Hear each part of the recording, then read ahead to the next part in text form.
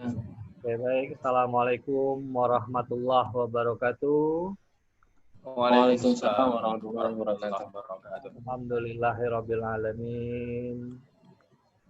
Wassalatu wassalamu ala asrofil anbiya'i wal mursalin wa ala alihi wa sahbihi rasulillahi ajmain.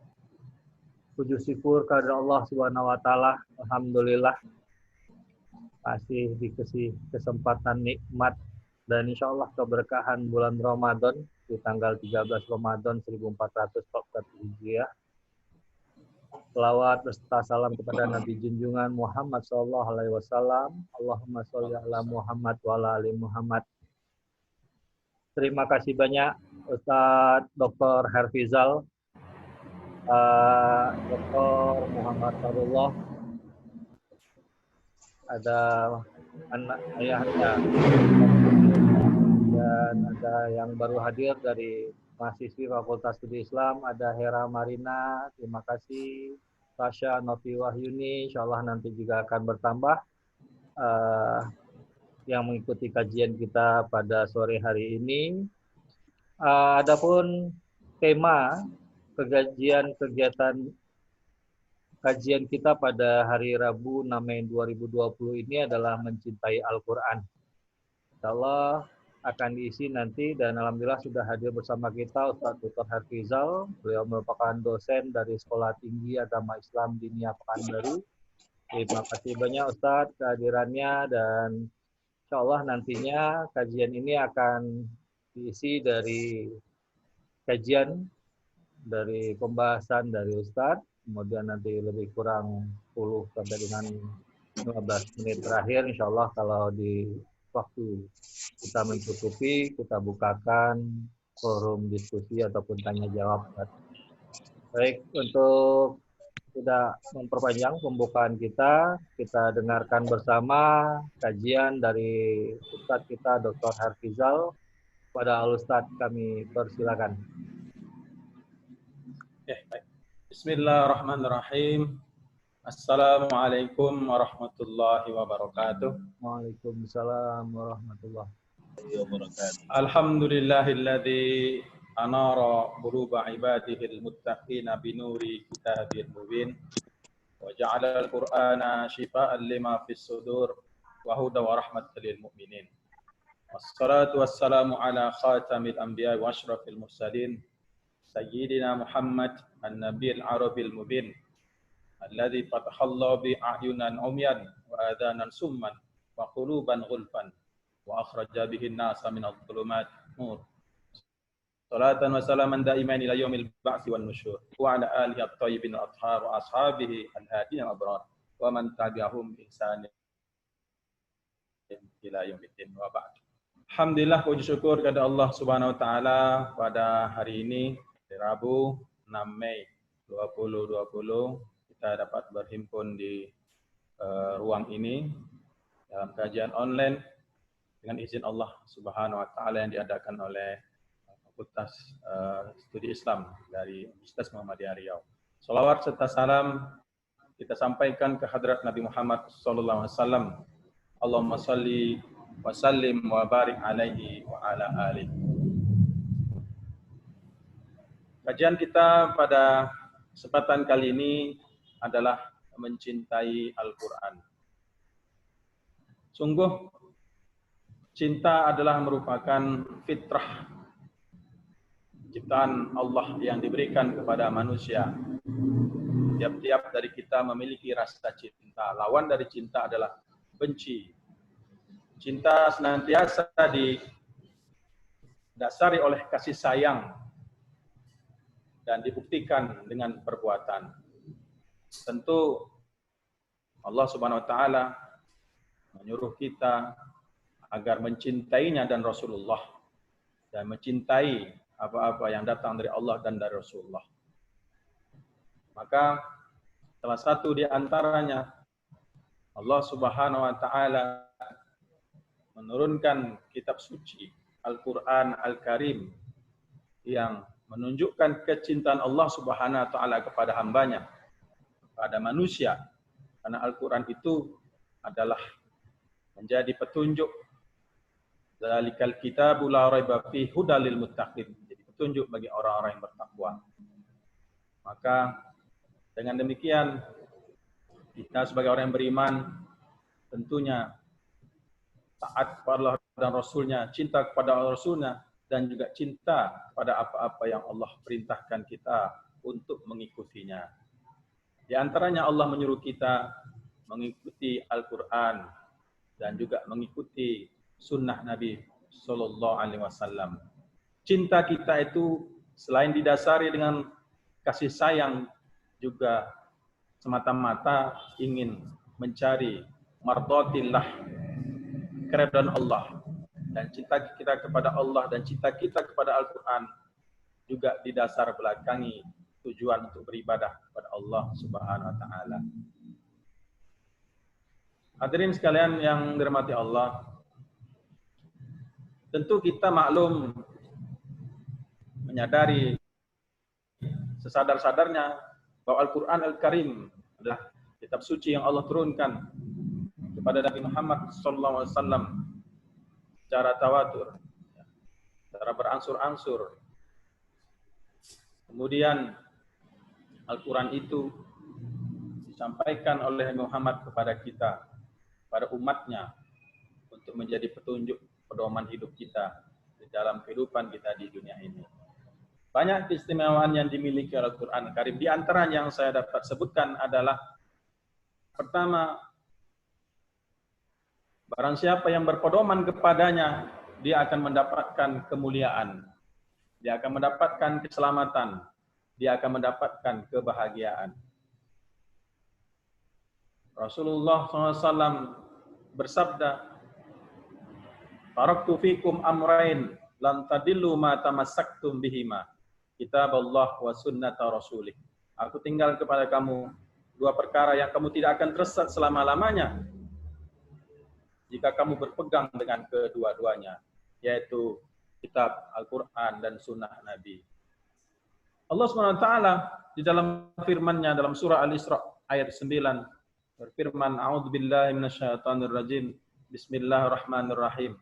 Inna hadzal Qur'an yahdi lillati hiya aqwam wa yubashshirul mu'minina alladzina ya'maluna shalihat anna lahum ajran kabira." Sesungguhnya Al-Quran ini memberi petunjuk pada jalan yang lebih lurus dan memberi kabar gembira kepada orang-orang mukmin yang mengerjakan amal soleh bahwa bagi mereka adalah pahala yang amat besar. Kemudian di antaranya keistimewaan yang lain yang ada pada Al-Quran adalah bahwa orang yang membaca Al-Quran dilimpahkan oleh Allah Subhanahu Wa Taala pahala yang begitu besar. Siapa yang qara'a harfan min kitabillah falahu hasanah wal hasanatu bi asyri amsalihha. La aqulu alif lam mim harfun walakin alifun lamun, alifun harfun wa lamun harfun wa mimun harfun.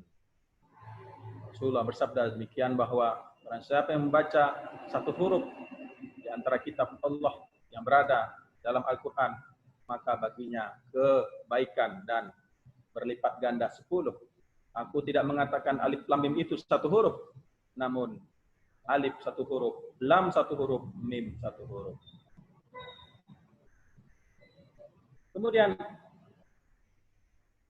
sesungguhnya di antaranya lagi keistimewaan Al-Quran adalah Al-Quran itu dia menjadi memberi syafaat bagi siapa yang menghafalnya. Karena siapa yang menghafal Al-Quran, kata Rasulullah SAW di dalam sabdanya, "Man qara'al Quran wa talahu wa hafizahu adkhalahu Allahu al-jannah wa syafa'ahu fi asrati min ahli baiti kullu qad wajabat lahu an-nar." Barang siapa yang baca Quran, menghafalnya, maka Allah akan masukkan dia ke surga, dan dengan perantaraan dia diberi syafaat pertolongan kepadanya, yaitu 10 orang dari ahli keluarganya. Nah, ini di antara 3 kemuliaan, 3 keistimewaan yang ada pada Al-Quran. Yang pertama, bagi orang yang berpedoman kepada Al-Quran, dia akan selamat, dia akan bahagia. Kemudian yang kedua, barang siapa yang membacanya, dia mendapat pahala yang banyak. Kemudian yang ketiga, malah bagi orang yang menghafalnya, membacanya, menghafal dan mengamalkannya, dia dapat memberi pertolongan kepada 10 ahli keluarganya. Banyak lagi tentunya keistimewaan-keistimewaan lain yang dapat kita cari ya, dalam Al-Quran ataupun dalam sabda Nabi SAW. Nah, lalu kemudian setelah kita mengetahui di antara keistimewaan Al-Quran itu, dia menjadi pedoman hidup, dia menjadi sumber kita beribadah, menambah-nambah pahala kita. Dia juga memberi syafaat nanti di hari kiamat, menolong saudara-saudara kita, ahli keluarga kita 10 orang. Maka bagaimanakah cara kita untuk mencintai Al-Quran dengan sebenar-benar cinta? Yang pertama, cintailah Al-Quran itu dengan sepenuh hati, setulus-tulusnya, semurni-murninya cinta kita kepada Al-Quran. Nah, sungguh kita tahu bahwa Allah Subhanahu wa taala dalam firman-Nya dalam surah Al-Hasyr ayat 21 mengingatkan kita, "Lau anzalna hadzal Qur'an 'ala jabalin la ra'aitahu khashi'an mutasaddian min khasyatillah wa tilkal amsal nadribuha lin-nas la'allahum yatafakkarun." Seandainya kami turunkan Al-Quran itu ke atas gunung, maka kamu akan melihat mereka menunduk, takut pada Allah. Perumpamaan demikian kami berikan kepada manusia agar mereka berpikir. Artinya apa di sini? Artinya manusia banyak yang lalai, banyak yang alpa, bahwa keberadaan Al-Quran itu harus dicintai. Kan di dalamnya itu banyak sekali mau'izah, banyak sekali pedoman, banyak sekali ajaran. Ada wa'dun, ada wa'id. Ada janji-janji Allah bagi orang yang beriman, beramal soleh. Tidak sia-sia amal soleh mereka dibalas dengan pahala surga dari Allah. Juga ada ancaman Allah bagi orang yang tidak beriman, kufur. Bahwa mereka dengan kekufurannya, dengan pilihan kufur tersebut, bahwa Allah tidak akan melepaskan mereka dari siksanya di neraka. Wal-iyazubillah. Maka apabila gunung diberi akal pikiran, tahu mereka betapa besarnya kemuliaan Al-Quran itu memberi pedoman hidup, memberi aturan, memberi undang-undang, maka mereka akan tunduk, akan patuh. Namun kebanyakan manusia lalai. Manusia tidak tahu, manusia alpa, manusia lebih suka mencintai yang lain. Lupa Allah, lupa Rasul, dan tidak mengindahkan kewujudan, keadaan, keberadaan Quran di tengah-tengahnya. Cintailah dengan sepenuh hati, karena manfaat yang didapat dengan Al-Quran itu sungguh-sungguh besar. Dia dapat yukhrijun nasa minaz zulumat minan nur, mengeluarkan manusia dari kezaliman, dari kegelapan, kebodohan kepada jalan yang terang menuju ridha Allah, sa'adah fid dunya dan akhirat. Kemudian yang kita lakukan yang seterusnya adalah kita membaca Al-Quran itu agar dengan bacaan tersebut Allah hilangkan rasa gelisah, rasa kesedihan, rasa kesusahan di dalam hati kita. Ala bidzikrillah tatma'innul qulub. Bukankah dengan mengingat Allah hati akan tenang? Mengingat Allah di antaranya juga membaca Al-Quran, membaca kalamnya, membaca firman-Nya, mengerti maksudnya, bertadabbur, memahami maksudnya untuk dijadikan pedoman hidup.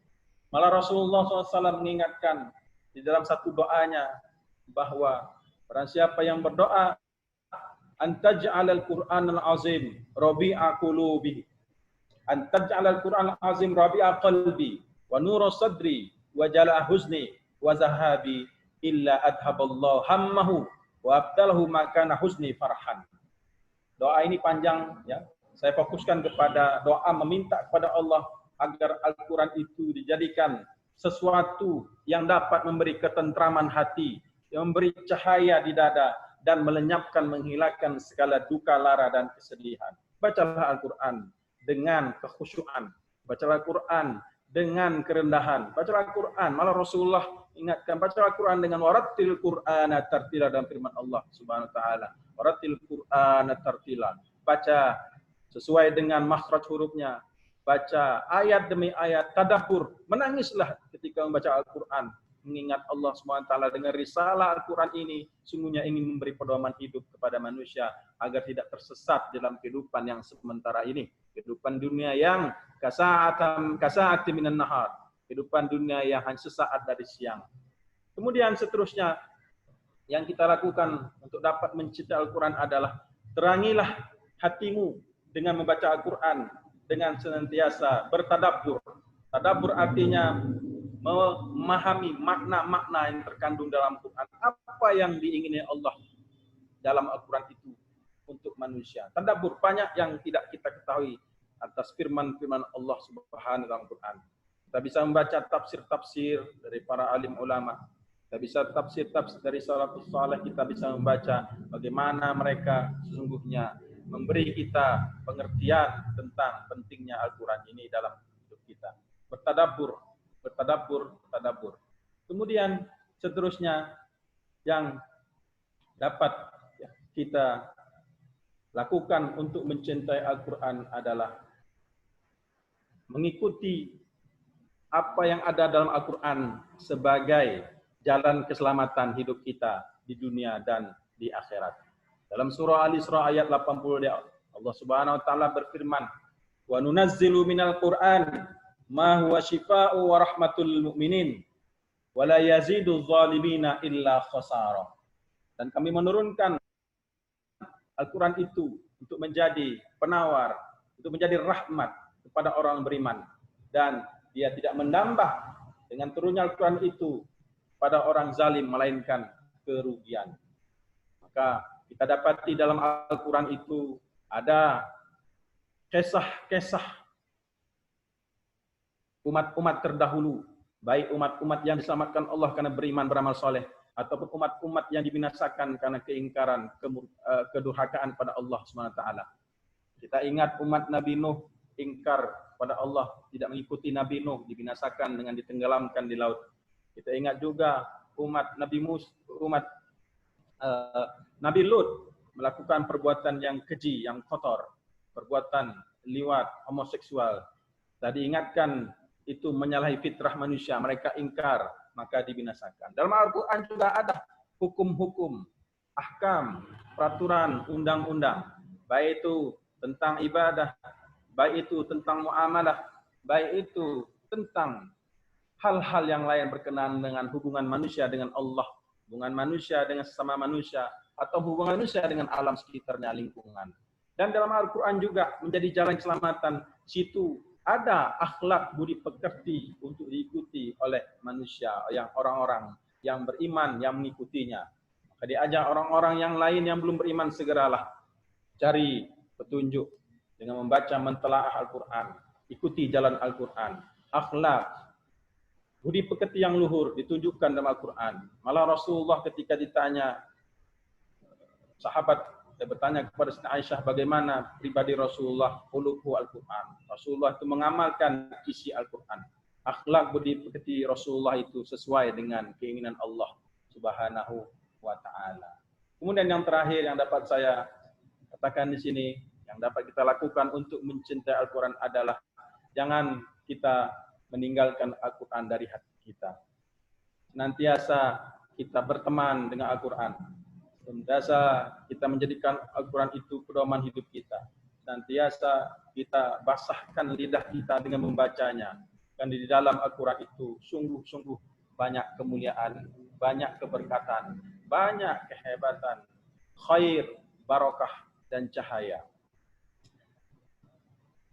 Hadirin sekalian dirahmati Allah, tentu ada lagi mungkin hal-hal yang lain yang tentunya dapat lagi dikaji di sini, bagaimana kita dapat ya mencintai Al-Quran itu dengan baik ya, dengan betul-betul menjadikan Al-Quran itu sebagai pedoman hidup kita, bisa menjadikan Al-Quran itu sebagai petunjuk jalan bagi kehidupan kita.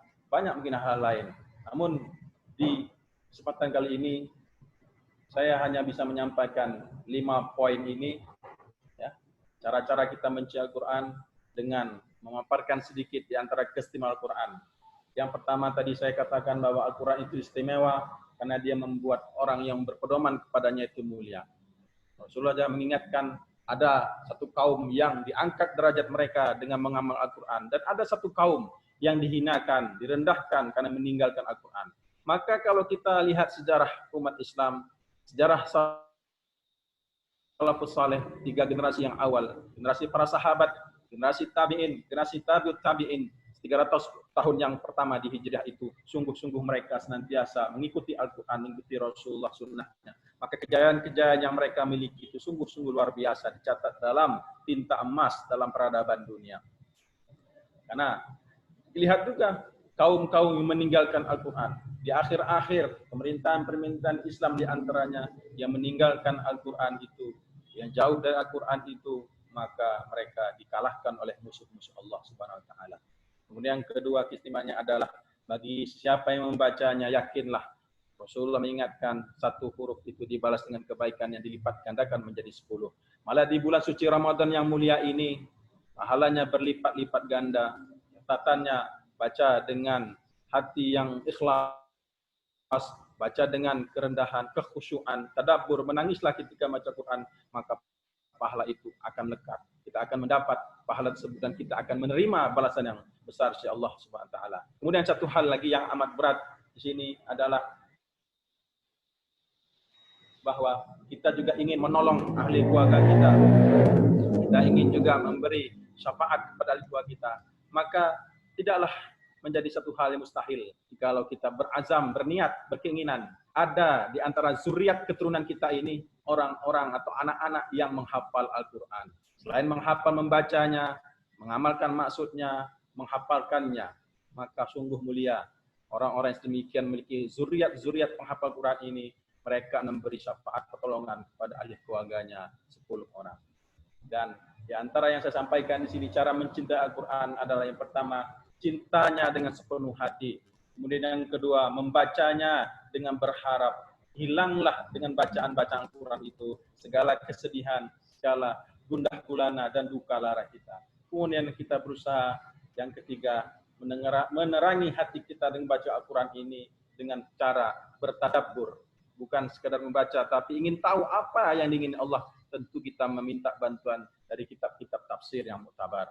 Kemudian yang keempat, kita mengikuti segala apa yang ada Al-Quran ini yang menjadi petunjuk keselamatan di dunia kita dan di akhirat. Dan yang terakhir, maka hendaklah Al-Quran senantiasa menemani kita di mana saja kita berada. Kita bawa, ketika kita duduk, kita baca Al-Quran. Ketika kita berdiri, kita berusaha tetap melafazkan ayat Al-Quran.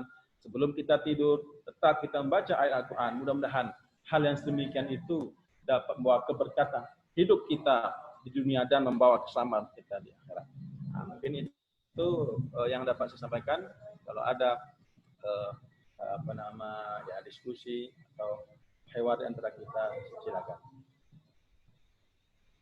Baik, terima kasih banyak Ustadz, bahwa yang disampaikan oleh Ustadz mengenai mencintai Al-Quran, tujuannya adalah utamanya adalah mencari keridhaan Allah Subhanahu wa taala. Ya, utamanya ada beberapa tadi, mendapatkan keselamatan, pahala, syafaat, akan penolong juga untuk keluarga kita. Dan tentunya bagaimana cara mencintainya dan tadi telah disampaikan juga oleh Al-Ustadz kita. Dan mungkin ada tanggapan ataupun penambahan untuk kajian kita hari ini, dipersilakan Pak Dekan Dr. Muhammad Sarullah. Oke, terima kasih Pak Moderator, Pak Wadek. Ustadz, mungkin makasih Ustadz Dr. Hafizal. Mungkin ini agak berkaitan juga sih dengan Al-Quran, Ustadz Hafizal. Yang ingin tanyakan itu tentang, kebetulan disertasi antum itu kan tentang Muhammadiyah ya. Jadi yang ingin saya tanyakan itu, antum dalam disertasi antum itu membahas tentang Muhammadiyah di Kwansin, ya. Jadi masuknya Muhammadiyah, ada nggak peran-peran Al-Quran di situ? Artinya bagaimana penerapan dakwah Muhammadiyah di Kwansin itu sejauh yang antum teliti dalam disertasi penelitian antum S3 itu, dalam penerapan nilai-nilai Al-Quran di masyarakat itu. Karena kita tahu mungkin Muhammadiyah punya cara metode tersendiri di dalam di dalam penerapan serta bagaimana mereka mendakwahkan Al-Quran itu. Kira-kira dari hasil penelitian yang antum buat di Kwansin ya, Kemudian yang Anda baca kan penelitian antum tentang Muhammadiyah dan asal muasalnya di di Kuantan Singi ya, Indragiri ya, Ustaz ya. Jadi bagaimana penerapan Al-Qur'an itu, artinya dakwah Al-Qur'an di Kuansing itu seperti apa sih yang dari hasil penelitian yang antum buat? Ya. Mungkin itu, Ustaz. Ya, baik. Saya jawab langsung atau Silakan, gimana, Ustaz. Pak? Silakan, Ustaz. Oke, baik. Dalam disertasi yang saya buat itu, saya turun ke lapangan itu hanya dibatasi kawasannya rantau Kuantan di daerah-daerah yang dilalui oleh batang Kuantan, Sungai Kuantan. Mulai dari Lubuk Jambi sampailah ke Serenti ya. Itu. Yang menarik ya, ada di seberang Taluk Kuantan itu ada namanya Masjid Aisyah. Ya, Masjid Aisyah itu masjid sudah lama ya, awal-awal kemerdekaan itu berdiri, dan menariknya ya, masyarakat di sana itu ya hampir rata ya, itu menitipkan anak-anak mereka belajar di masjid tersebut, Masjid Aisyah. Jadi digerakkan oleh ibu-ibu Aisyah, bukan Nasyiahnya ya, Aisyahnya itu.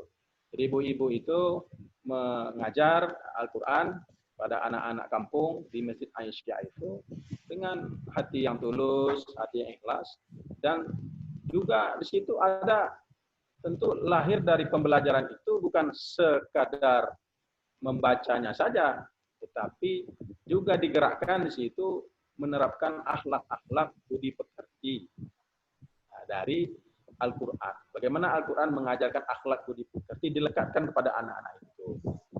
Itu ya.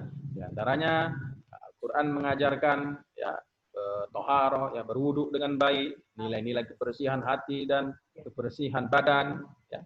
Di antaranya diajarkan juga di situ ibadah mahdoh, ya, sholat, ya, yang menjadi tiang agama.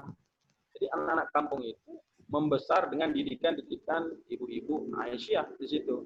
Ya, kajian saya tidak secara detail, cuman pengamatan saya sejak riset saya itu masjid itu tetap bergerak, ya, tetap berjalan, tetap mendidik anak-anak mengaji habis maghrib sampai isya, dan situlah peranannya menghidupkan Al-Quran itu dengan membacanya, ya, dengan mengamalkan isi akhlak kandungan di dalamnya, nah, sehingga dengan demikian lahirlah mudah-mudahan generasi yang mencintai Al-Quran.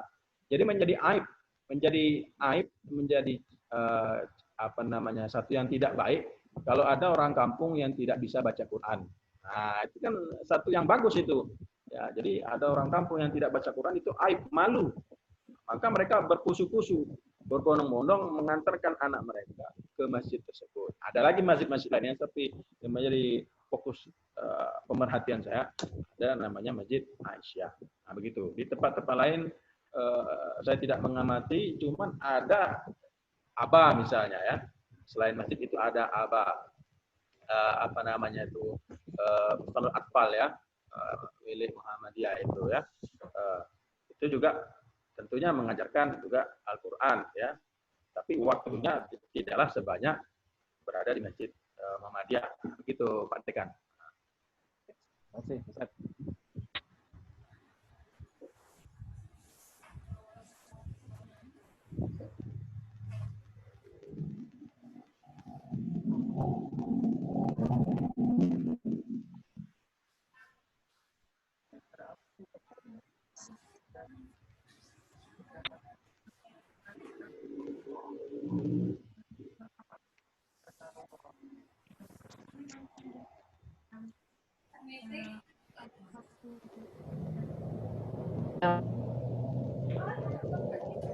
Pak Dio, mic-nya mati. Maaf, Hera, Tasya, Rio. ya, Okay. Hera, Tasya, atau Larasati, Oja, ada yang mau ditanyakan, dipersilakan. Hera, ada yang mau ditanyakan mengenai mencintai Al-Quran? Silakan. Atau Laras? Belum? Mohon masukan, tanggapan dari Ayanda El Syukran Syuib mencintai Al-Quran. Ayanda, saya hampir setiap hari, setiap ketemu Ayanda ini selalu pasti hubungannya dengan membaca Al-Quran. Silakan Ayanda. Assalamualaikum Ustaz. Ya, Waalaikumsalam Ayanda. Paparan yang Ustaz sampaikan tadi, ya itu ya tingkatannya gitu Ustaz ya. Seakan-akan kita ini telah mengetahui tahap-tahapan belajar Al-Quran gitu Ustaz. Nah, kepada kita yang awam, kalau boleh Ustaz sampaikan, karena kebanyakan kita kan tadi ya, ada yang membaca saja terbata-bata. Ada yang membacanya lancar, artinya tidak tahu. Apalagi yang akan mendalami sampai dengan tingkat tafsirnya gitu Ustaz. Kira-kira apa langkah-langkah, karena juga mungkin diikuti oleh mahasiswa Ustaz. Berapa tahap-tahapan kita untuk mendapatkan nilai membaca Al-Quran seperti yang Ustaz sampaikan tadi. Terima kasih Ustaz. Oke, baik. Baik, terima kasih Ayanda. Silakan Ustaz, lebih kurang 4 menit ke depan Ustaz. Ya, terima kasih Ayanda. Problem kita ya pada masyarakat umum betul ya, kebanyakan kita fokus masih dalam tataran tilawahnya, qiraahnya, membacanya ya. Bacanya dalam artian meletakkan huruf itu sesuai makhrajnya, meletakkan matnya, panjang pendeknya, baru kemudian taranumnya atau bacaan berlagunya ya. Tapi itu belum pahala sudah dapat ya, seperti Rasulullah mengatakan orang yang mahir baca Quran itu ma'al kiramil bararah, bersama para malaikat yang mulia. Orang yang membacanya tak syakun alaih, susah bacanya tuh karena lidahnya mungkin susah, tologatnya atau apa kendala lainnya, bagi dia ajrain, 2 pahala, pahala sungguh-sungguh dengan pahala bacaannya. Berhenti dari tahap membaca itu tentu kita harus tingkatkan untuk ini, apalai tadabbarul Quran. Nah, kenapa kamu tidak bertadabbur tentang Al-Quran? Baca sudah ada pahala, tapi naikkan lagi tahap yang kedua, tahap tadabbur, memahaminya. Nah, di sini kekurangan kita, hadirin sekalian, kita tidak memiliki cukup alat, ya, tool tidak cukup. Al-Quran berbahasa Arab, ya, untuk membaca, memahami artinya tentu paling tidak mengerti seluk-beluk grammar, kawaid, nahwu, sorab bahasa Arab. Ya, harus mengerti juga isi kitab-kitab tafsir. Ya, jadi tentu untuk sampai ke tahap itu ya harus belajar bahasa Arab. Ya, mau tidak mau harus belajar bahasa Arab. Ya, nah kita bahasa Arab itu memang bahasa Quran, kitaban Arabiyyan mubina, Quran bahasa Arab yang jelas. Ya, mau tidak mau kita harus lahirkan pemahaman bahwa bahasa Arab itu mau tidak mau harus, bagi umat Islam harus belajar bahasa Arab. Bukan hanya sekedar bahasa Arab untuk bisa sholat saja, tidak. Tapi untuk memahami Quran dengan bahasa Arab. Nah, tentu bertahap.